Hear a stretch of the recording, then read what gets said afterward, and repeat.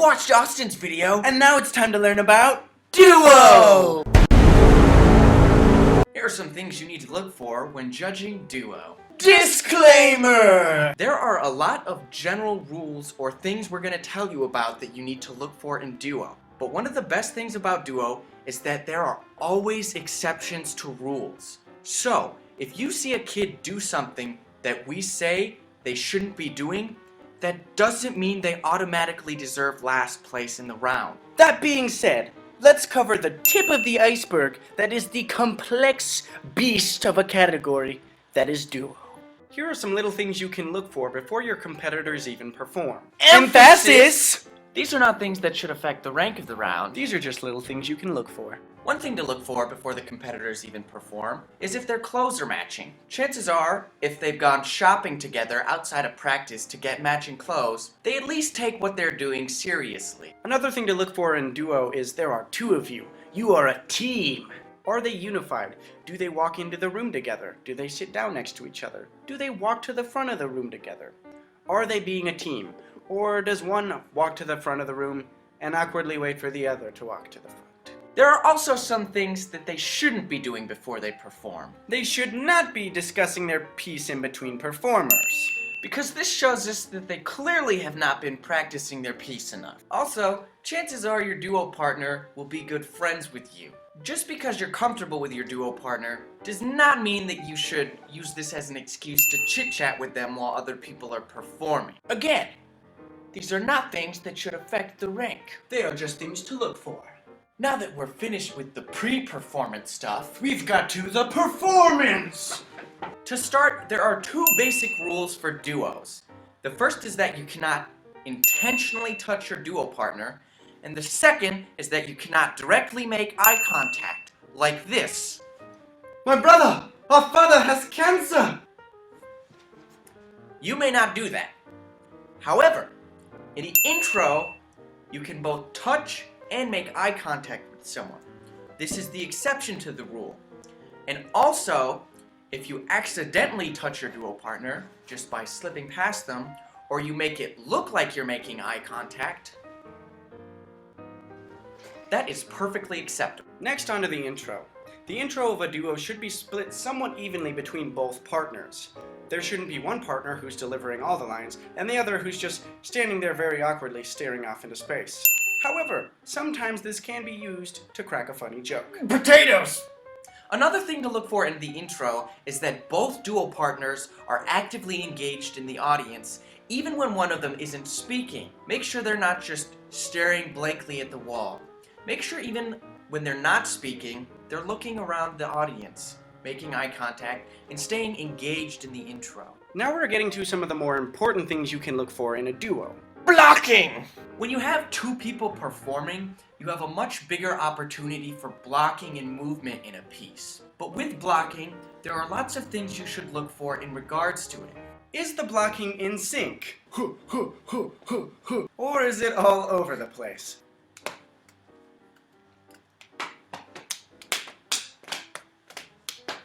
Like that. Another thing to look for in duo is space. There are two types of space in duo.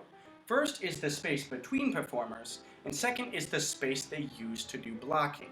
Now, the space between the performers should usually be close together to keep the performance clean and precise.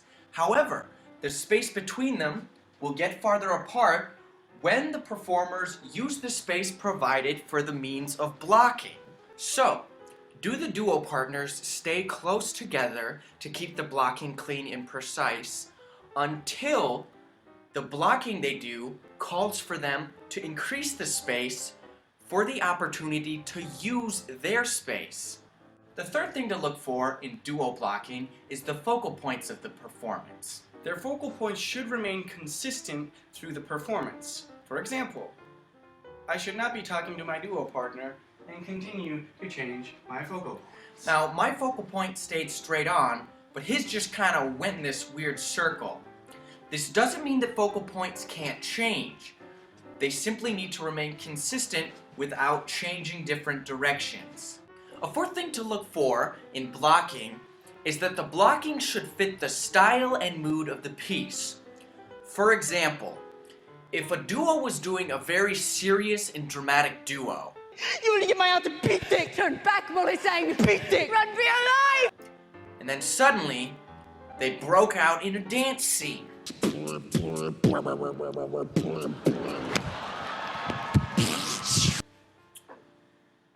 Now this might be funny, and it may very well be blocked crazy and kooky and fun, but it doesn't necessarily fit the style of the piece. Blocking should never be unnecessary or out of place. Yet another thing to look for in duo blocking is the blocking creative, and do they create pictures? I describe this as, if you couldn't hear anything they were saying, would their duo still be visually aesthetic? Would it still be pretty to look at? Are they creating nice images for you? Along with the creativity in making pictures and making your duo visually aesthetic, do the duo partners have style? Do they make an effort to be unique and creative in the ways that they move? And do they stick to that style? Or do they try lots of different styles that might not necessarily mesh well? The final note on blocking is, do they have blocking? Or do they just stand next to each other and just talk for 10 minutes straight? 'Cause man, that's boring! A lot of missed opportunities here. Now that we've covered blocking, we're gonna move into lines and characters. What makes duo different from humor or drama is that instead of one character's development, it's two characters' development.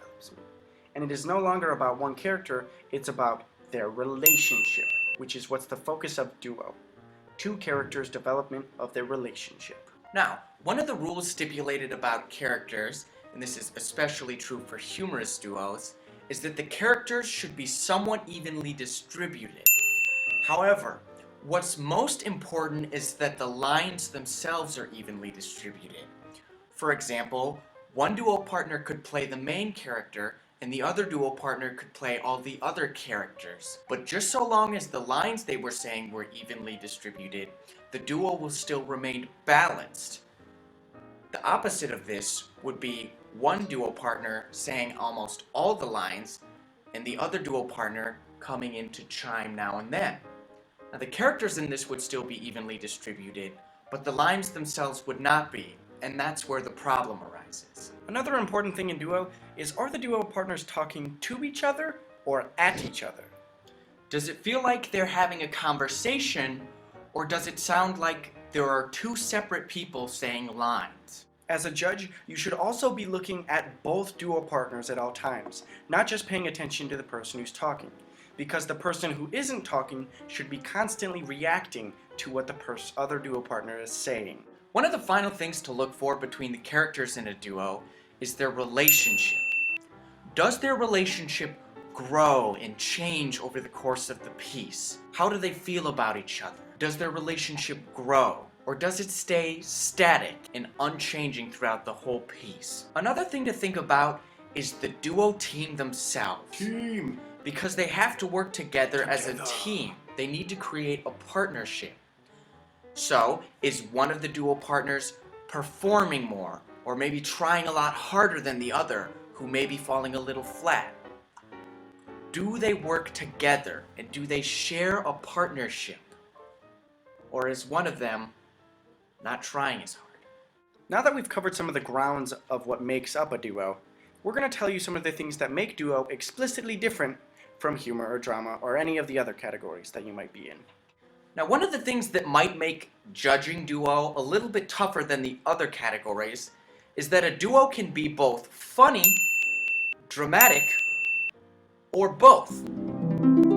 This can be problematic for someone judging for the first time because they might not be able to tell what puts a humorous duo over a dramatic one, or what puts a dramatic duo over a funny one. And they might not be able to tell what bridges the gap, or how you can tell who's the winner in the round if their performances are so different. One of the simplest ways to think about this is not judging the piece based on the content of whether it is serious or funny, but judging it on the performance of the piece.